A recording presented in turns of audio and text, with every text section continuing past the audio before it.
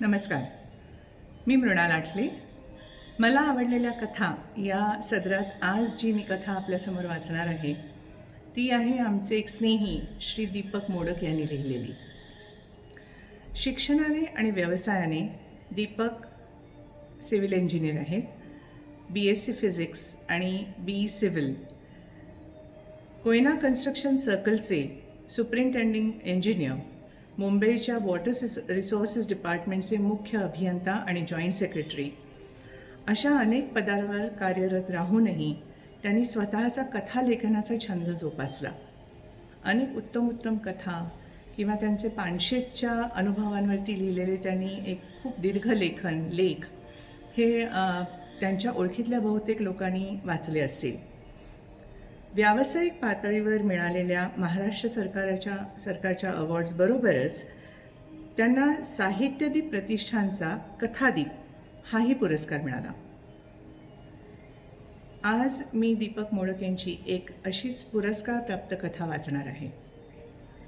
कथेचं नाव कथा वाचनाच्या शेवटी. कथा ऐकूया. काळ्या काळ्या चौकोनी दगडांचा हा पुरातन वाडा, तसा आडबाजूला एकाकी, पडझड होऊन आता केवळ अवशेष उरलेत. मागे आकाश ताऱ्यांनी लखलखलंय. आकाशाच्या काळ्या पार्श्वभूमीवर वाड्याची कृष्ण छाया आणखीनच गडद काळी दिसते. पायाखालची पाऊलवाटही जेमतेम पांढुरका पट्टा पसरलाय इतपतच दिसते. त्यामुळे चालताना बऱ्याचदा ठेचकाळायला होतंय.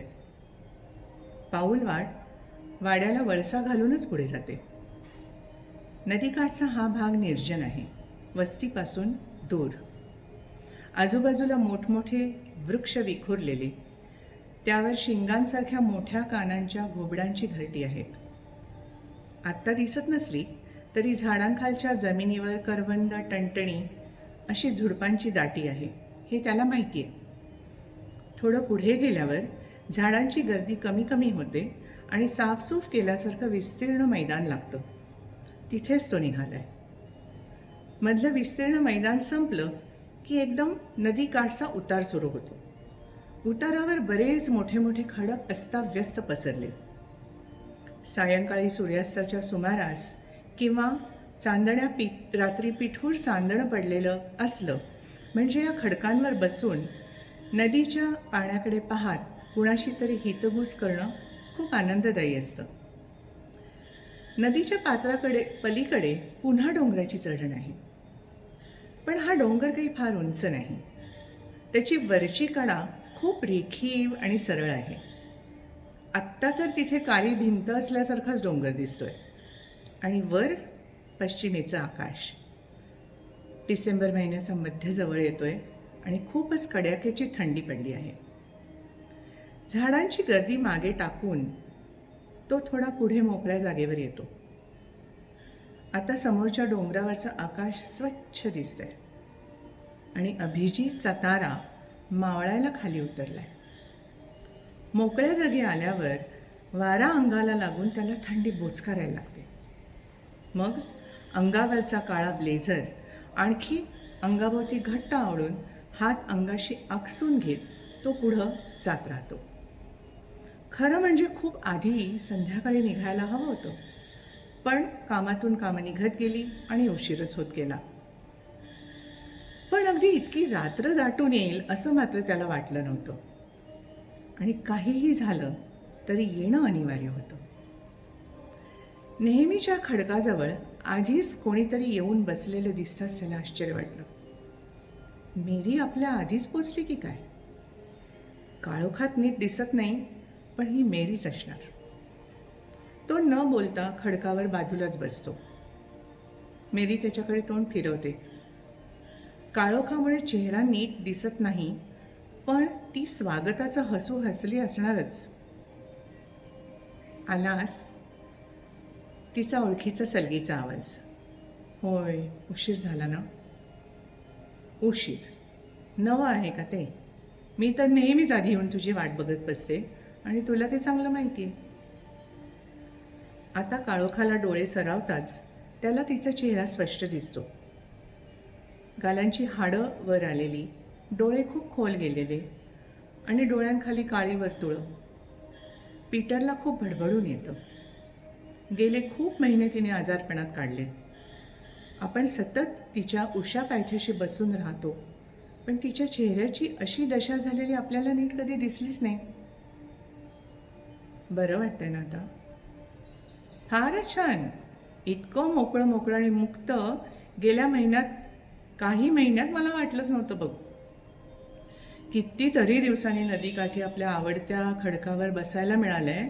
मला तर वाटलंच नव्हतं पुन्हा कधी इथे येऊन तुझ्याबरोबर बोलत बसायला मिळेल. होय, खरंच.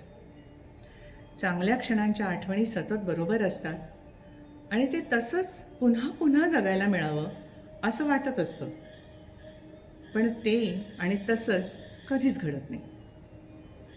होय, खरंच.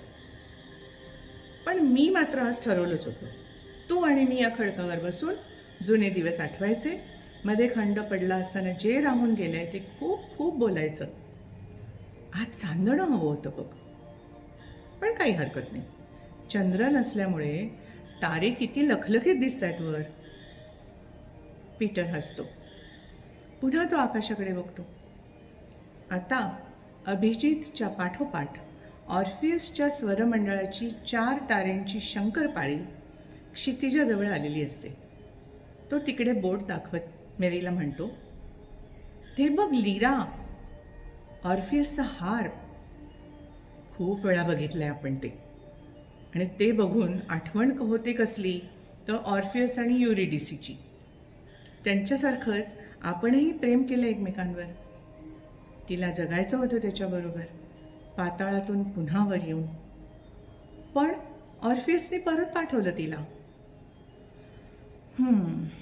पीटर सुस्कारा सोडतो. बिच्चारी युरिडिसी, सतत मृत्यूची छाया घेऊन ऑर्फियस बरोबर जीवनाचा आनंद पुन्हा रसरसून घेऊ पाहणारी. होतं खरं असं, मेरी पाण्याकडे पाहत म्हणते. आपण मृत्यूला झिडकारायचा सतत प्रयत्न करत असतो, कारण आपल्याला जीवनाला चिकटूनच राहायचं असतं ना. ऑर्फियस हार्प वाजवायचा. तुला वाजवता येईल हार? पीटर मनापासून हसतो. हो, त्यात काय अवघड आहे. धनुष्यासारख्या वाकवलेल्या धातूच्या 2 आधारांमध्ये ताणून बसवलेल्या तारा, त्यांच्यावर नुसती बोटं फिरवली की आवाज करेल ते. पण नुसता ध्वनी निर्माण करणं म्हणजे संगीत नव्हे, हे माहिती आहे ना मला. मेरी, तुला पियानो नाही तर व्हायलिन शिकायचं होतं ना. आहे खरी माझी ती शिल्लक राहिलेली इच्छा अजून, आणि मला शिकायचं तेही हिंदुस्थानी संगीत, आणि कधीतरी वॉल्टरचा पियानो पण वाजवायचे. मेरी थोडा वेळ हरवून गेल्यासारखी पाण्याकडे पाहत अबोल बसून राहते.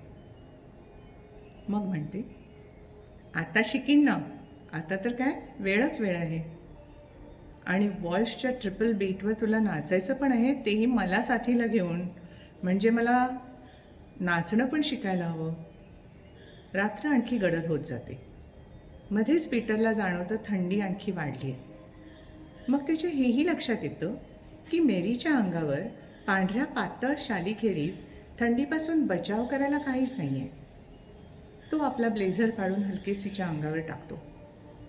मेरी वर त्याच्याकडे बघून मंद हसते. शहाण्या, आता तुला थंडी वाजेल त्याचं काय? तुझ्या प्रेमाची एवढी ऊब मिळत असताना मला थंडी कशी वाजेल? मी पण तेच म्हणतेय. मला मुळे तुझ्याजवळ बसून थंडी वाजतच नव्हती. वेळ संथपणे सरकत राहतो. आता वारा बंद झालाय, पण थंडी आणखी साखळून गोठली. रातवा जवळच कुठेतरी चक्क असा आवाज काढतोय.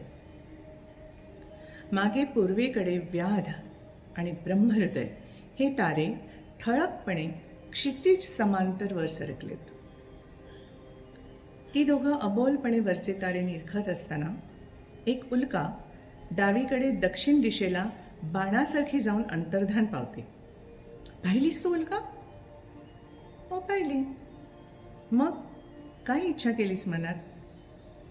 पूर्ण बरं होऊन आणखी खूप जगायची, अगदी भरभरून. आणखी काय मागणार मी? तुला एकटं नको ना वाटायला. आणि उल्का फिनिक्सकडे गेली बरं का. हां, आपण काय ठरवलं आहे, नोआच्या नौकेत बसून एरिदानी नदीतून प्रवास करत अकेरनार ताऱ्याकडे जायचं. तूच असं म्हणाला होतास एकदा गमतीने, आठवतं? त्याच्याच पुढे मला आणखी एक काम करायचं आहे. अकेरनारपाशी पोचलं की खालीच फिनिक्स आहे. त्याला भेटून विचारायचं आहे, राख झाल्यावर सुद्धा त्यातून पुनर्जन्म कसा घ्यायचा ते फिनिक्सला जमतं. त्याने सांगितलं तरी आपल्याला कसं जमेल ते. असलं उदास बोलू नकोस. निदान आज तरी जमेल मला. बघच तू, आता थंडी कमी झाली की झाडांना पालवी फुटेल नवी. आपल्या घरामागच्या चाफ्याची फुलं पण काढली नाही आहेत बरेच दिवस. आता तर त्याची पानं झडली आहेत. त्याला आता नवी पालवी आली की उन्हाळ्याच्या सुरुवातीला कळ्यांनी भरून जाईल ते झाड. मग मोगरा पण फुलेल. आता कुंदाच्या झाडाला बहर आलाय, गुलाब फुटायला लागलाय. सगळी बाग छान टवटवीत होऊन जाईल. आता जरा उभारी धरून मला सगळीकडे लक्ष द्यायचं आहे. करशील ग हळूहळू सगळं. आता एकदा बरं वाटल्यावर सुधारायला किती वेळ लागणार आहे? हो ना, दारांचे पडदे सुद्धा किती काळे पडलेत. खूप दिवसात धुतले नाही आहेत ते पण धुवायला हवेत. सगळी कपाटं आवरायला हवीत. जे करशील ते सगळं सावकाश सावकाश कर. एकदम उड्या मारायला लागलीस तर पुन्हा आजारी पडशील. नाही, आता पुन्हा नको हां ते आजारपण. आता सहन नाही व्हायचं मला काही. आणि माझ्याबरोबर तुझी सुद्धा परवड झालेली मला नाही बघवणार. आता थोडा वेळ पुन्हा शांतता पसरते. मागच्या झाडावरून शृंगी घोबडाचा धुतकार ऐकायला येतो. पुन्हा एकदा अंगावरून थंडीचा शहार सरसरत जातो. पीटरला आता एकदम सिगरेट ओढावीशी वाटते. तो खिसा चाचपतो. हाताला पाकीट लागतं. आणखी नाही काही. आता अगदी नीरव शांतता आहे. पाण्याचा मंद खळखळाट, घोबडाचा मध्येच ऐकू येणारा धुतकार आणि रातव्याचा दूरवरून येणारा चक्कचक्कचा ठेका. जवळ जाणवतंय मेरीचं अबोल अस्तित्व. नदीच्या पाण्यावरून आता धुक्याचा पट्टा हळूहळू वर सरकून पसरायला लागतो. गेले काही दिवस फार एकाकी गेले. हताश, विमनस्क, असहाय्य. सगळ्या जगण्यातच सिगरेटचा धूर कोंडून राहिलेला, उग्र वासाचा आणि रोगट. आणि त्या धुरामागे तरंगणारं सारं जग. गर्दीच्या रेट्याखाली पीटर अनिवार्यपणे भटकत राहिला. इतकंच. कुठे जायचं माहीत नाही, कुठून आलो माहीत नाही. गर्दी खेचेल तिकडे, गर्दी रेटेल तिकडे.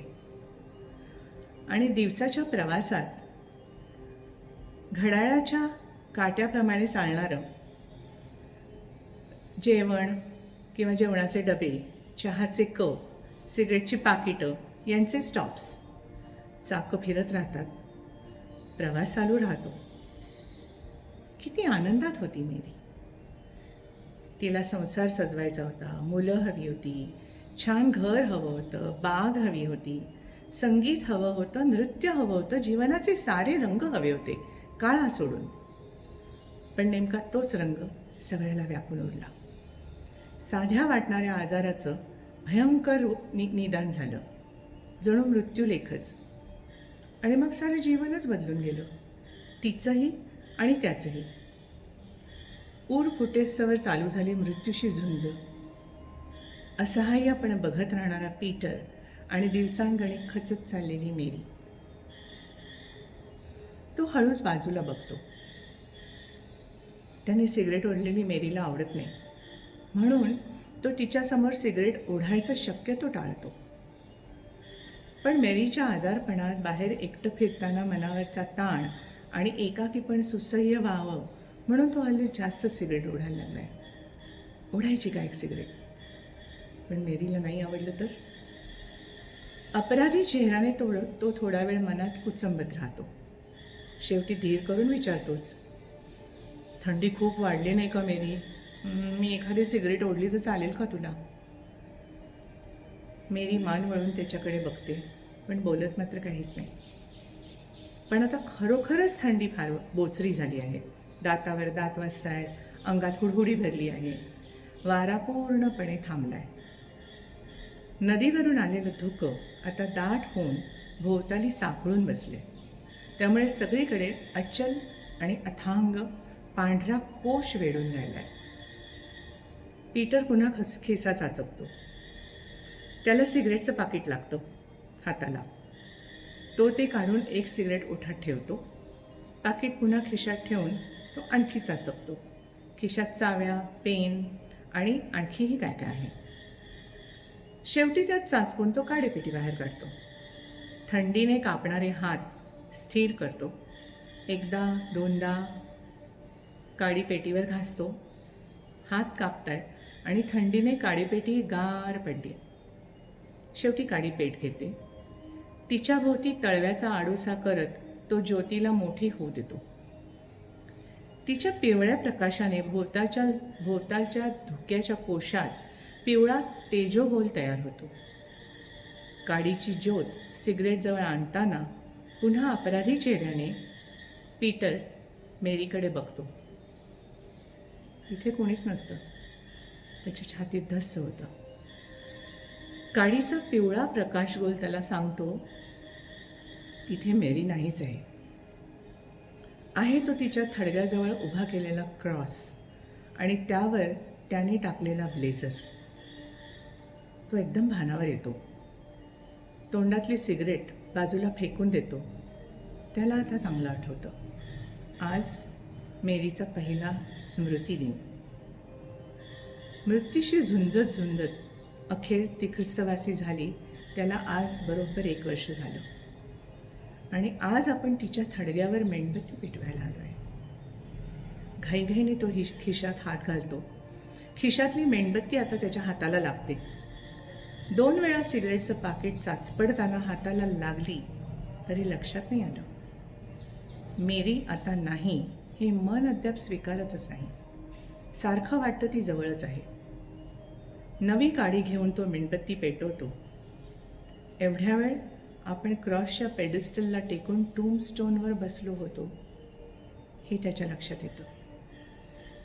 मेरीची शेवटची इच्छा होती त्या दोघांनी ज्या दगडावर बसून कित्येक संध्याकाळी हितगुज केलं त्या दगडाजवळच तिला माती द्यावी. खरं म्हणजे ही नेहमीची सॅमेट्री नाही. पण मग फादरनी पवित्र पाणी घेऊन ही जागा ब्लेस करून दिली आणि आपण मेरीला इथे माती दिली. क्रॉसच्या पायाजवळ टूमस्टोनवरची जागा पीटर हाताने साफ करतो आणि तिथे खिशातून आणलेली 1-2 फुलं वाहतो. तिथेच बाजूला तो मेणबत्ती चिकटवून उभी करतो. मग हाताने आणि रुमालाने उरलेला पाचोळा आणि धूळ उडवत तो टूमस्टोनवरची बाकीची जागा साफ करतो. मेणबत्तीच्या मंद पिवळ्या प्रकाशात टूमस्टोनवरचा एपिटाफ आता अंधुक दिसायला लागतो. त्यावर हलकेच हात फिरवत पीटर तो वाचायचा प्रयत्न करतो. नीट वाचता आलं नाही तरी तिथे काय लिहिलंय हे पीटरला माहिती आहे, कारण त्यानेच ते लिहून घेतले.